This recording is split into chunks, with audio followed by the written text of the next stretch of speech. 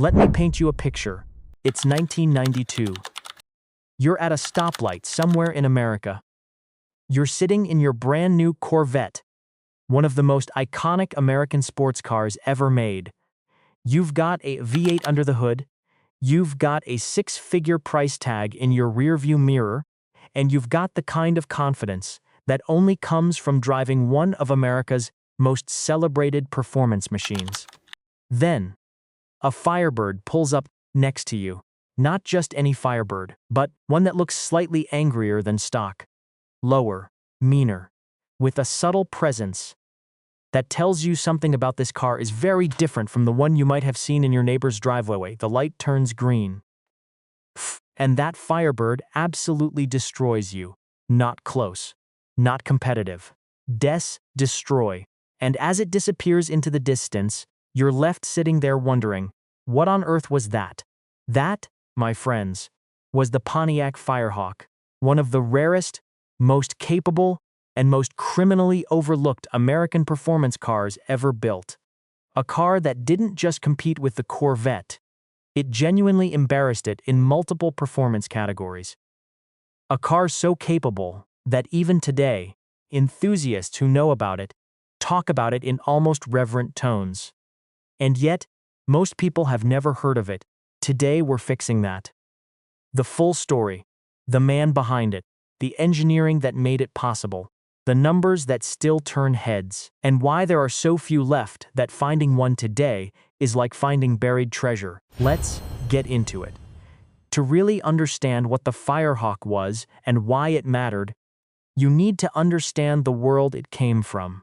The early 1990s were a fascinating and complicated time for American performance cars. The muscle car era of the late 1960s was a distant memory. The 1970s had strangled American performance with emissions regulations and the 1973 oil crisis. The 1980s had seen a slow, painful crawl back toward respectability.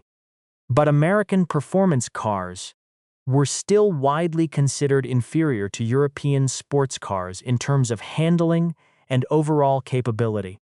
The Corvette was the flagship of American performance. It had history, it had name recognition, it had a passionate fan base.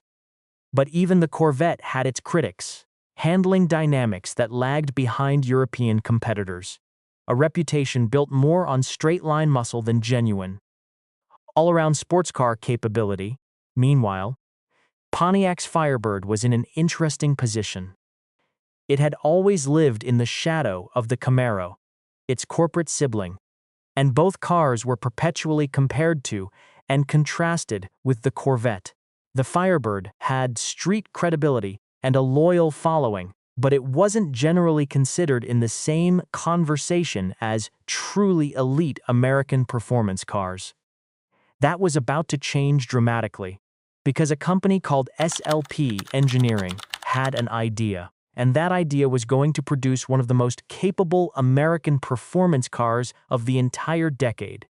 SLP Engineering, Street Legal Performance, was founded by Ed Hamburger in New Jersey. Now, if you don't know Ed Hamburger's name, you should, because this man is responsible for some of the most important high-performance Pontiac and Chevrolet vehicles ever produced outside of the factory. He had a rare combination of qualities: genuine engineering expertise, a deep passion for American performance cars, and the business acumen to actually bring serious projects to market. SLP had an official relationship with General Motors that made everything they did legitimate and above board. They weren't backyard tuners. They weren't shade tree mechanics bolting random parts onto stock cars. They were a proper engineering company with a proper working relationship with one of the biggest automakers in the world. This relationship meant that SLP could take delivery of brand new Firebirds directly from the GM assembly plant, perform their modifications and upgrades, and then sell the completed cars through official Pontiac dealerships. with full manufacturer backing and warranty support. That last part is critically important. This wasn't a modified car that voided your warranty the moment you drove it off the lot. The Firehawk was a legitimate, dealer-sold, factory-backed performance car that just happened to be built by an outside specialist company, rather than by GM directly. And what SLP did with the Firebird platform was nothing short of remarkable. So, why did SLP choose the Firebird as their platform? With so many options available in the early 1990s American market, what made the Firebird the right candidate? The answer comes down to a combination of factors that made the Firebird uniquely suited to what SLP had in mind.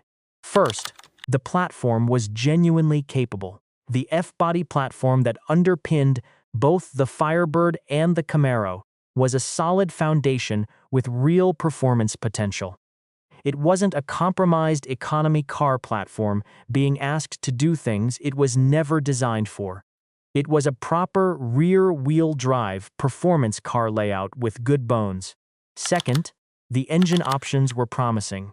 GM's small-block V8 engines, and later the legendary LT1 and LS1, were powerful, relatively lightweight, and had enormous tuning potential. There was real power available, and SLP knew how to unlock it properly. Third, the Firebird had the right weight characteristics.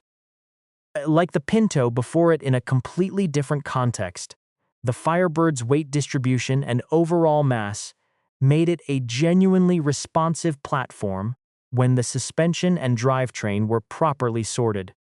Fourth, the market opportunity was clear. There was a gap in the market for a car that delivered Corvette level or better performance at a significantly lower price point, with the practicality of a proper coupe. SLP saw that gap and built the Firehawk to fill it perfectly. One of the most interesting things about the Firehawk's design approach was its philosophy of restrained aggression. This wasn't a car covered in massive wings and outrageous body kits screaming for attention. The Firehawk's visual modifications were purposeful, tasteful, and, most importantly, functional. The foundation was the Firebird Formula or Trans Am body, which was already a genuinely good-looking car. SLP's visual package built on that foundation, rather than trying to replace it. The front end received a more aggressive fascia with functional hood scoops that actually fed cold air to the engine, not just decoration, but real performance parts doing real work. Body ground effects were added around the lower perimeter of the car. Again, not just for show, but designed to reduce lift at speed and improve aerodynamic stability. A rear spoiler that was more aggressive than the stock unit, tuned to provide meaningful downforce, rather than just looking dramatic. Unique Firehawk badging and striping that subtly identified the car to those who knew what they were looking at, without being loud or garish about it. The overall effect was a car that looked purposeful and serious without being theatrical. It looked exactly like what it was, a car built by people who understood performance and respected it enough not to cheapen it with unnecessary visual noise. And underneath all of that restrained exterior styling was where the real story was happening. If the Pongra story taught us anything, it's that straight-line speed is only half the equation. A real performance car has to handle, and handle properly. SLP took the Firehawk's suspension development extremely seriously. This wasn't a case of lowering the car an inch and calling it a day. This was a comprehensive, thoughtfully engineered handling package designed to make the Firehawk genuinely competitive in the corners. The suspension overhaul included Bilstein shock absorbers, among the most respected performance dampers available at the time. Bilstein's monotube design provided more consistent damping performance and better heat management than the stock units. Critical for sustained performance driving rather than just one impressive lap. Uprated springs, stiffer than stock, but carefully calibrated to maintain real-world drivability. SLP understood that a car that beat you to death on normal roads wasn't actually a good performance car. It was just an uncomfortable one. Larger front and rear sway bars, dramatically reducing body roll in corners, and improving the car's ability to maintain a flat, planted stance through high-speed direction changes. Revised suspension geometry, adjusting camber, and alignment settings to maximize tire contact during aggressive cornering, keeping the contact patch as large as possible when the car was pushed hard. Performance tires on wider wheels, giving the suspension upgrades the grip they needed to actually translate into real cornering performance. The result of all this careful engineering was a car that handled with a precision and confidence that genuinely surprised automotive journalists who drove it for the first time. This wasn't a muscle car that went fast in a straight line and got scary in corners. This was a proper sports car that could be driven hard through technical sections with genuine control and feedback. Road and Track magazine tested the Firehawk and came away seriously impressed by the handling dynamics, noting that the car felt more like a European sports car in its cornering behavior than a typical American performance machine. That was not a small compliment. That was exactly what SLP had been working toward. Now, here's where the Firehawk story really gets exciting. Because while the styling and suspension were impressive, it was the engine development that truly separated the Firehawk from everything else wearing a Pontiac badge. The Firehawk's engine story evolved significantly across its production life, and each evolution was more impressive than the last. Early Firehawks used the 5.7-liter TPI V8, the tuned port injection engine that was also found in contemporary Corvettes. In stock form, this was already a serious engine. SLP's modifications pushed output to approximately 350 horsepower, which was meaningful territory in the early 1990s. But SLP wasn't content to stop there. When GM introduced the legendary LT1 V8, the engine that transformed the C4 Corvette's performance story, SLP got access to it for the Firehawk and developed it further. With SLP's specific modifications, the LT1-powered Firehawk was producing 300 to 315 horsepower in a package that weighed significantly less than the contemporary Corvette. And then came the version that genuinely shocked everyone, the LS1-powered Firehawk, using GM's revolutionary new Generation 3 small-block V8. The LS1 was a landmark engine, lighter than the LT1, more powerful, more efficient, and with an almost unlimited ceiling for further development. In the Firehawk, SLP's LS1 modifications produced outputs ranging from 327 to 340 horsepower in standard tune. But the most extreme Firehawks, the ones equipped with SLP's supercharger package, were producing numbers that seemed almost impossible for a car wearing Pontiac badges sold at a regular dealership. Supercharged Firehawks pushed output to approximately 425 horsepower from a dealer-sold car with a warranty that you could just walk in and buy. To put that in context, the 2001 Corvette Z06, which was considered one of the most extreme factory performance cars America had ever produced, made 385 horsepower. The most aggressive Firehawk was making 40 horsepower more than the Z06, a Firebird. More powerful than the flagship Corvette. All right, numbers time. Because this is where the Firehawk story goes from impressive to genuinely jaw-dropping. Standard LS1 Firehawk, 0 to 60 miles per hour, 4.8 second quarter mile, 2 seconds at approximately 108 miles per hour. Supercharged Firehawk, 0 to 60 miles per hour, 4.5 seconds quarter mile, 8 seconds at approximately 112 miles per hour. Now let's compare those numbers to what the Firehawk was up against.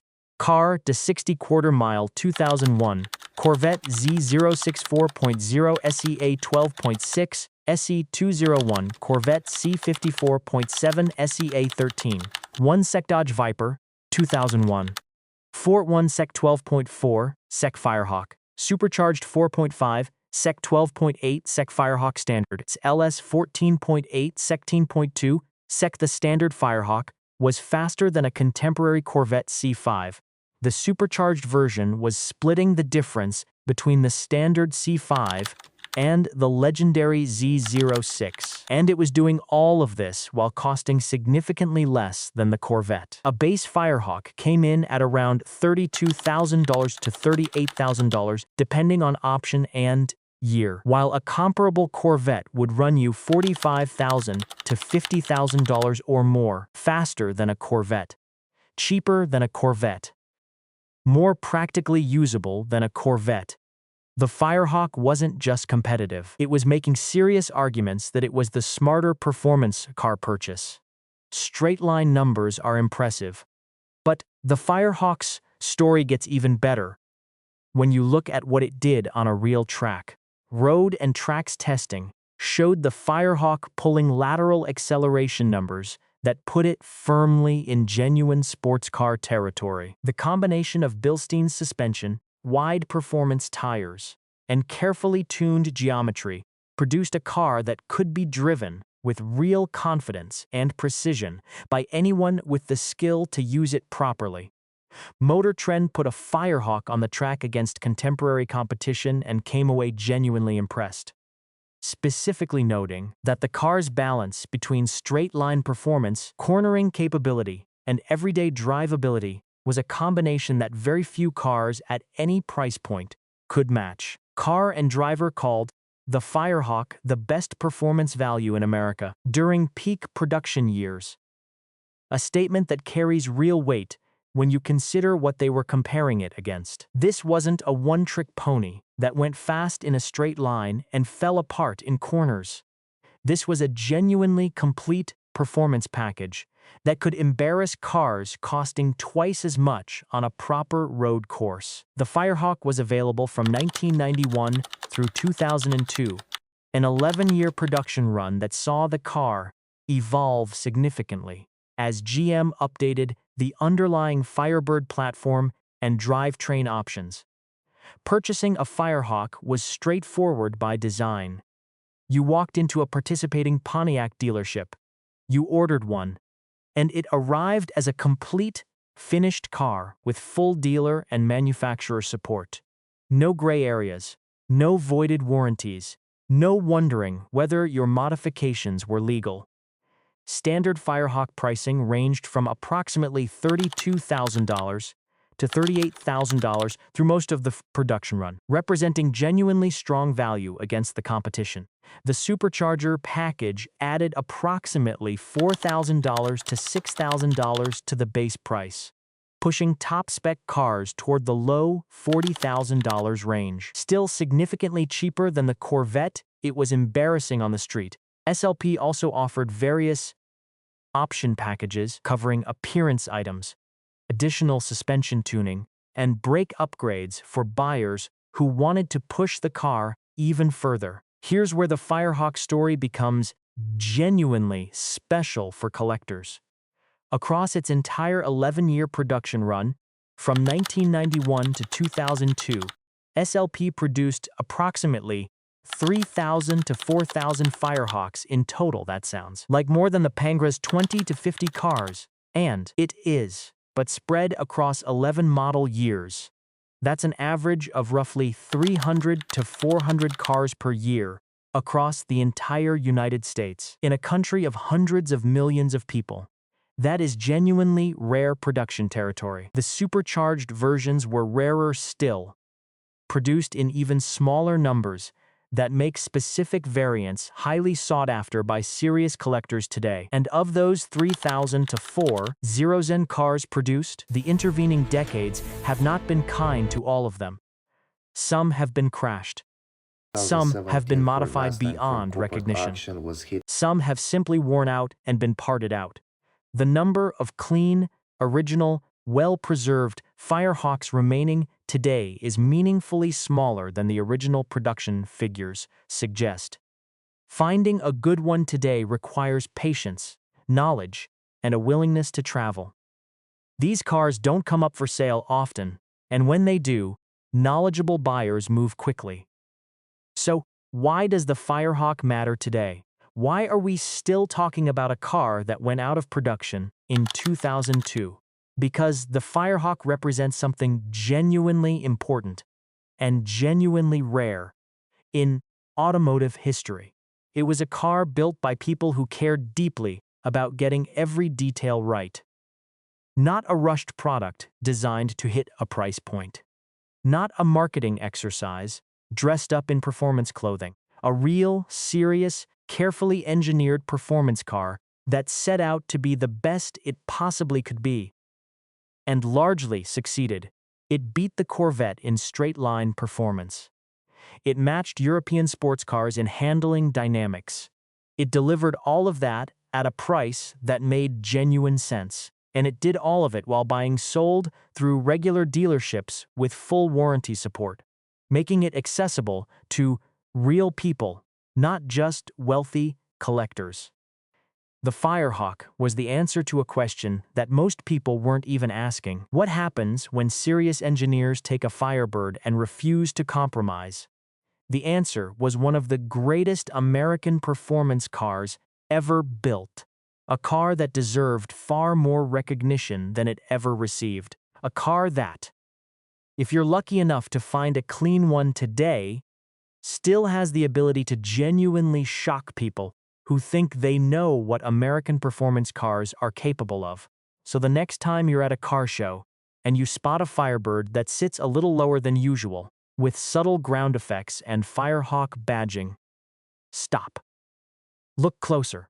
Maybe ask the owner to tell you about it, because you might be looking at one of the most remarkable, most underrated, and most genuinely capable American performance cars that the 1990s ever produced.